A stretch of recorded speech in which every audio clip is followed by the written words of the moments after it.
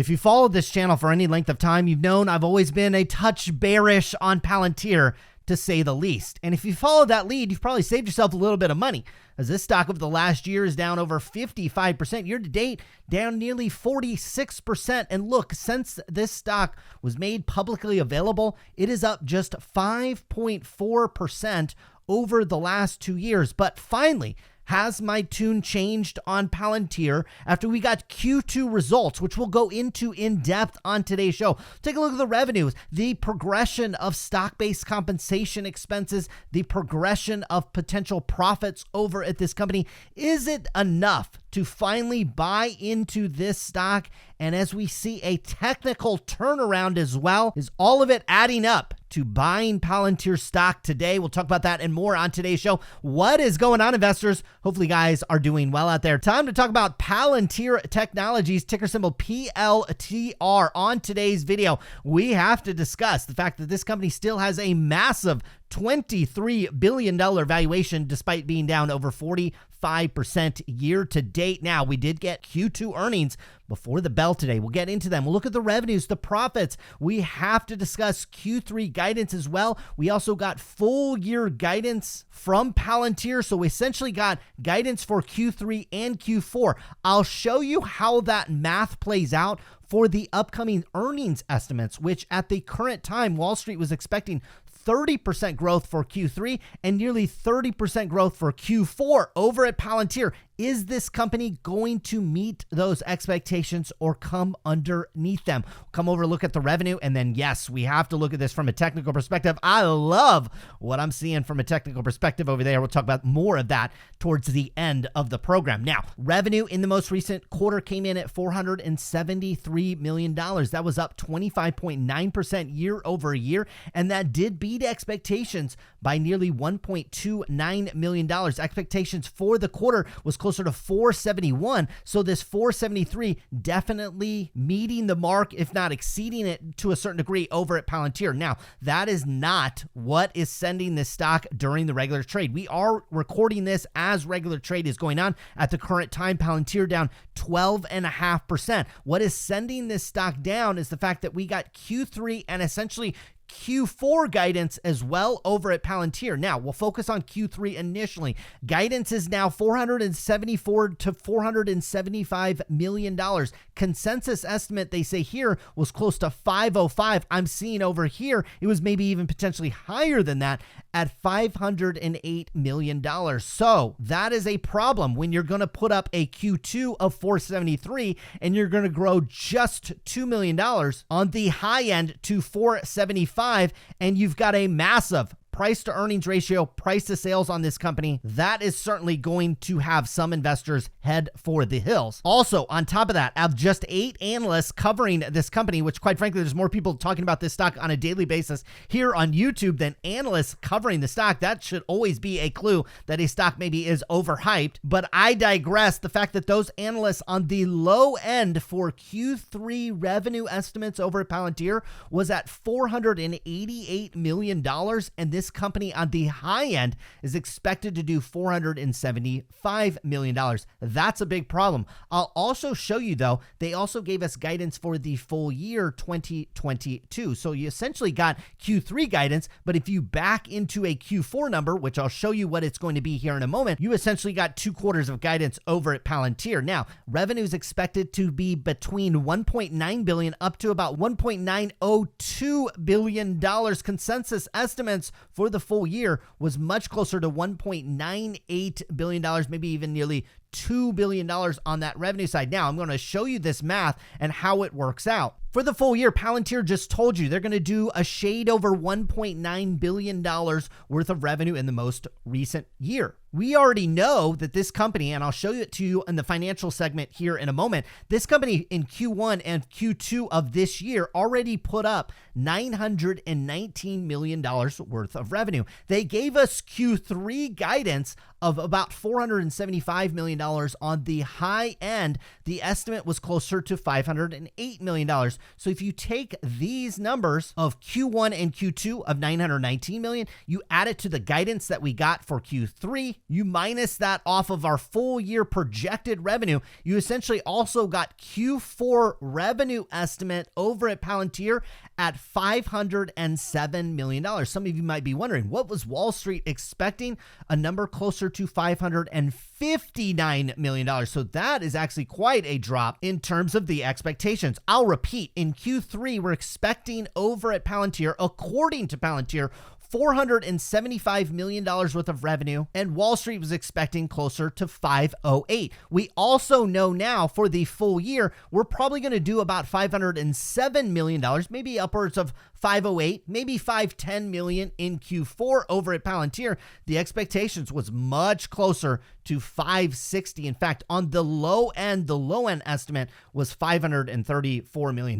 That is a recipe when you already have a premium multiple. Again, despite the stock being down 45%, you've got a PE in the stratosphere, and you've got about a 10 times price to sales forward multiple on this one. That is a richly valued stock no matter which way you look at it. So yeah, your stock's going to be down 12.5%, but things might get a little better when you start diving into the numbers over at Palantir. So there certainly is hope here. Now, for the last 3 months, here's that $473 million worth of revenue that we talked about. That was nearly 26% year over year growth, when last year on a quarterly basis, you had $375 million worth of revenue. Now, the reason why this stock is fairly hyped up, and I think that is a fair assessment, is the fact that you have massive gross margins over at this company, and they still hold true today. So off of $473 million worth of revenue, you had just $102 million worth of cost. That means your gross profit was over $370 million.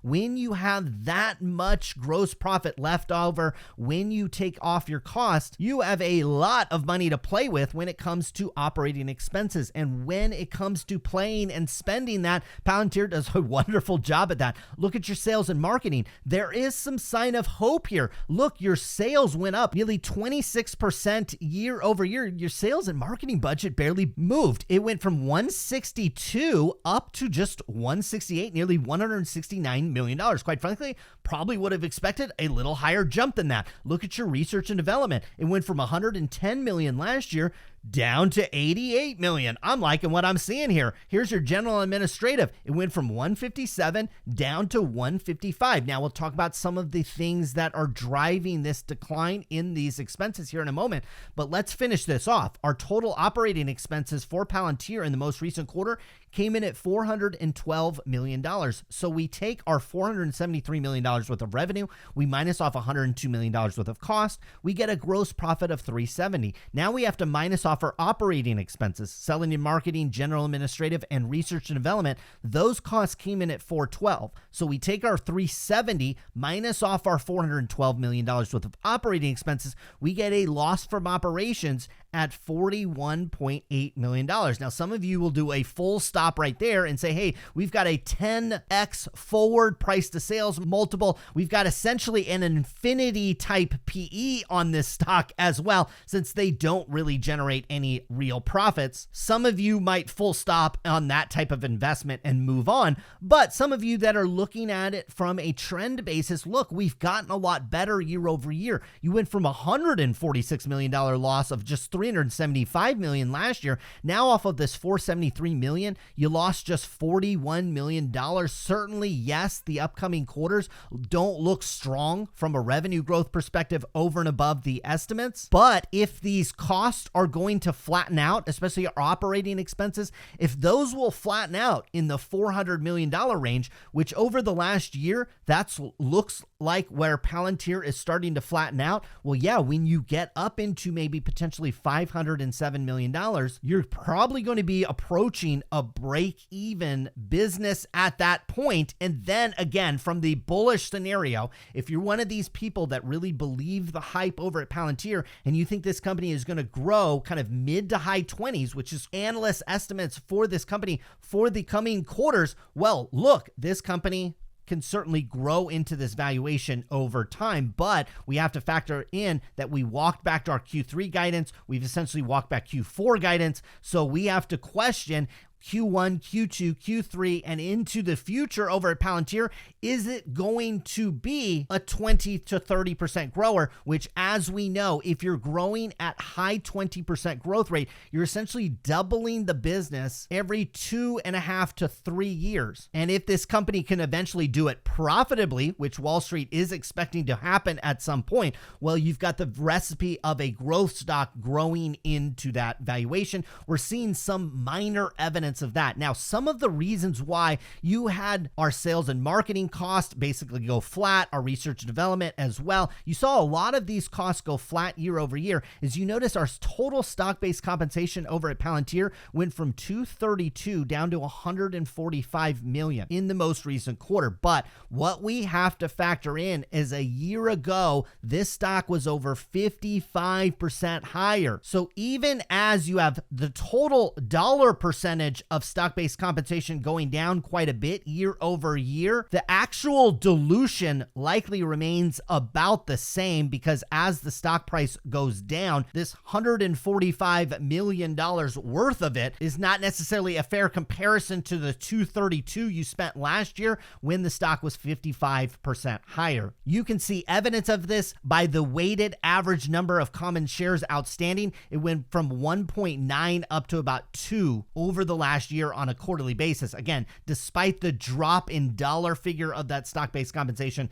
still massively dilutive. Now, from a balance sheet perspective, when you're able to save money compensating employees using $145 million worth of stock instead of $145 million worth of cash, the balance sheet over Palantir looks good, okay? From a liability perspective, there's really nothing here. From a cash basis, things are looking really good. So you do want to come down here to cash flows and see how this company is actually burning, or in some cases, maybe earning this cash. Now, over the last 6 months, we pulled down a net loss of 280 million. Last year, basically comparable. You're right at about 260. So this will be a pretty fair comparison from a cash flow basis. Now, we talked about how stock-based compensation, last year, the stock price was a lot higher. So in many ways, those stock options worth a lot more. So you had 426 million. Now the stock is down, you did 295 million, but it's still rather dilutive because obviously you've seen the stock go down. Now, if the stock had gone up 55% and you cut your stock-based compensation, boy, this would be a great thing for shareholders, but not the case at the current time over at Palantir. Now, from a cash flow basis, year over year, you went from positive cash flows last year of about 139 million. This year, positive cash flows of about $97 million. When we factor in the upcoming quarters of guidance and really the full year, I don't think there's a whole lot of concern for this company burning through a lot of cash. Things look pretty good. Purchase of property, plant, and equipment really accelerated year over year from just 1.4 last year all the way up to 20.7. Proceeds from the stock options obviously cooled off over the last year as this company is slightly more mature from a public company perspective. Now, from a technical perspective, the longer term trend with this stock is basically flat, okay? It started trading at about $10 per share, got really overhyped, and is now basically back down to $10 per share. Now, the intermediate trend is down, and it's down steeply. If you drill down to a slightly less intermediate term, it's still down, but it's not down as much. I think we've confirmed that this stock is absolutely 100% still locked in some kind of downtrend. But if you start looking at this much more from the shorter term,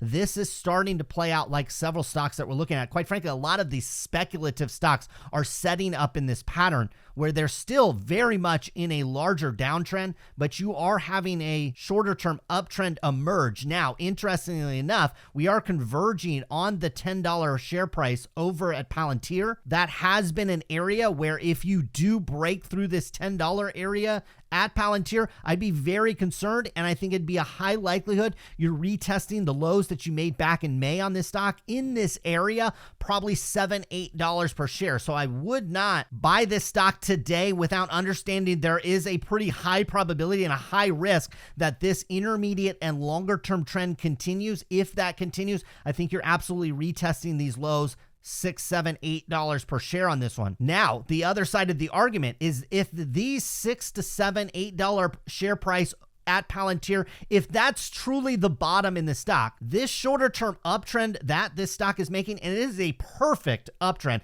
We are making a series of higher lows in succession, higher highs to go along top of that. Right now, we are at the bottom of that range. There should be some demand for this stock at about $10. If this technical pattern is playing out, this one should retest over and above the highs that we made just last week, over $11.50 per share. We should push up into the $12 share price on this one. If, again, the shorter term uptrend stays intact, we should absolutely find our footing right here at about $10 and then bounce here in pretty short order. That's how I see Palantir from a shorter term perspective. If you're going to trade this one, you absolutely take your profits in this one. You also understand that I would have a pretty tight stop loss. If you break through this 850, 875 level, you have a high probability of retesting these lows that would break you out of this shorter term uptrend that you're in. The minute you break this trend, it's almost assuredly the longer term and intermediate trend take over. So when you are trading shorter term trends, when they break, when they are over, you need to get out of that trade. That's a good level to set a stop loss. And from the bullish case side over at Palantir, if this is truly the bottom, this shorter term trend should turn into an intermediate and then eventually a longer term trend. And you should see this stock retest these highs back up here at 14 and eventually maybe $18 per share. You still have a massive premium valuation on this one. Things are starting to look a little bit better from a financial perspective, from an operating perspective. Some of that has to do with the fact that this stock's absolutely tanked, and that's caused the company to pump the brakes a little bit in terms of its growth drivers and its stock-based compensation. Only a speculative stock still for me. That would be a tiny allocation in today's market, but certainly some opportunities to make some money here. Hopefully you guys enjoyed today's video. Be back again soon with more. Good luck with your investments.